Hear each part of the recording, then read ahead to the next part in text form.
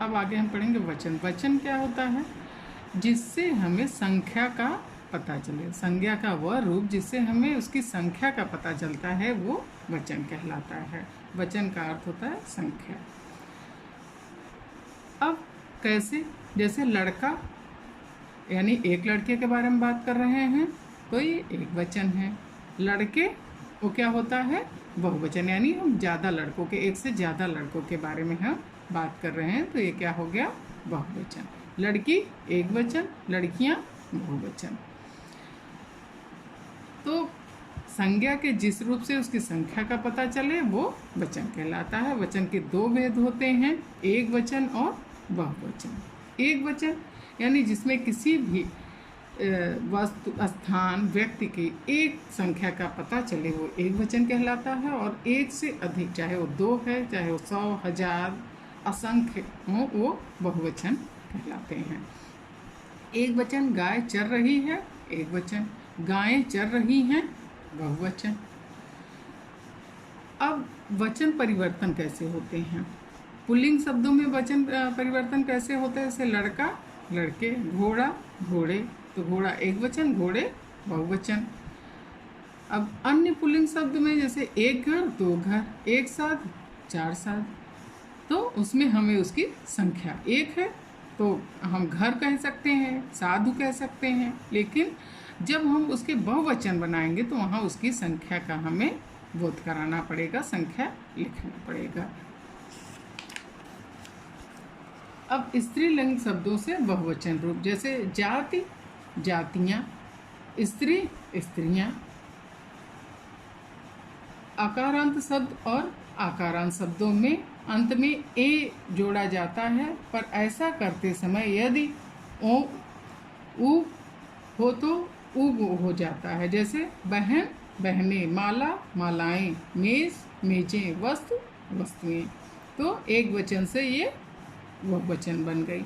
अब हम वचन की पहचान कैसे करेंगे? वचन की पहचान 2 प्रकार से होती है। पहला, संज्ञा या सर्वनाम शब्दों के रूप द्वारा। कैसे? जैसे मोहन पढ़ रहा है, तो मोहन एक व्यक्ति का नाम है, यानी किसी एक के बारे में बात हो रहा है, तो ये क्या हो गया? एक वचन है। हम आगरा जा रहे हैं, हम यानी कि इसमें एक से ज़्यादा लोग हैं। अब वो 2 हो सकते हैं, 10 भी हो सकते हैं। और यहाँ क्या है? हैं क्या है? कि बहुवचन का शब्द है। तो हम आगरा जा रहे हैं, ये क्या हो गया? बहुवचन। फूल खिला है, एक वचन। फूल खिले हैं, तो ये क्या हो गया? बहुवचन। वचन संबंधी ध्यान देने योग्य कुछ बातें ऐसी होती हैं, जैसे हम किसी का आदर देने के लिए कभी कभी एक वचन में भी बहुवचन का प्रयोग करते हैं। अब वो कैसे? देखिए, जैसे पिताजी आ रहे हैं, पिताजी तो एक ही है, लेकिन हम यहाँ क्या कर रहे हैं? आ रहे हैं का प्रयोग कर रहे हैं। क्यों? वो उनको इज्जत देने के लिए। हम पिताजी आ रहा है तो नहीं कह सकते ना, वो हमारे बड़े हैं, रिस्पेक्ट देना है उनको, तो इसलिए यहाँ एक वचन के, लेकिन पिताजी तो एक ही होते हैं, इसलिए ये एक वचन है। राणा प्रताप वीर थे, राणा प्रताप एक व्यक्ति का नाम है तो एक ही हुए, लेकिन यहाँ क्या है? थे, यानी वो बहुवचन का शब्द है, लेकिन राणा प्रताप यहाँ दिया हुआ है, इसलिए ये क्या हो गया? एक वचन। तो हम कभी कभी इज्जत देने के लिए, रिस्पेक्ट देने के लिए एक वचन के स्थान पर बहुवचन का प्रयोग करते हैं, लेकिन वो वाक्य एक वचन का ही कहलाता है।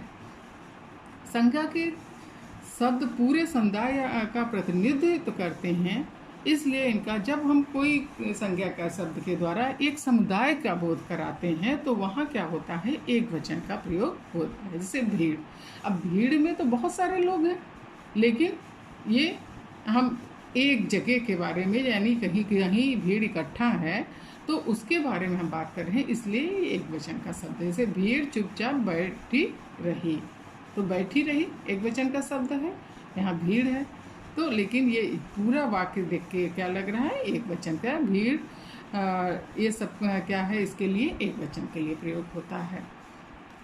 कभी कभी बहुवचन बनाने के लिए जन, गण, वर्ग, वृंद आदि शब्दों को जोड़ देते हैं, जिससे एक वचन में बहुवचन बन जाए। जैसे गुरु एक वचन का शब्द है, गुरु जन यानी गुरु लोग, तो ये यानी वहाँ ढेर सारे गुरु जी लोग हैं, तो हो गया बहुवचन का शब्द। छात्र गण यानी सभी छात्र, छात्र लोग। कृषक वर्ग यानी सारे किसानों के बारे में बात हो रही है। शिशु वृंद यानी बहुत सारे बच्चे। कुछ शब्द सदा बहुवचन में ही प्रयोग होते हैं, जैसे आंसू, दर्शन, हस्ताक्षर, प्राण, बाल आदि। अब ये शब्द हमेशा बहुवचन में क्यों प्रयोग, कैसे आप जानोगे? जैसे हम कहेंगे हस्ताक्षर, प्रधानाचार्य ने पत्र पर हस्ताक्षर कर दिए हैं। कर दिए हैं ये क्या हो गया? बहुवचन। तो यानी ये पता चल गया ना कि हस्ताक्षर कौन सा शब्द है? बहुवचन का शब्द है। बाल, मेरी मम्मी के बाल लंबे हैं, तो ये कौन सा शब्द हो गया? बहुवचन का। लंबे हैं यानी बाल एक नहीं है, यानी बहुत सारे हैं, तो ये बहुवचन का शब्द हो गया।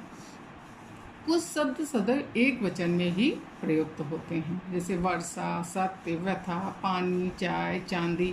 ये शब्द क्या है? हमेशा एक वचन में ही प्रयोग होते हैं। अब कैसे? जैसे हमने कहा उस खान में बहुत सा सोना है, तो सोना, या उस खान में बहुत सारी चांदी है, तो चांदी क्या हो गया? एक वचन हो गया।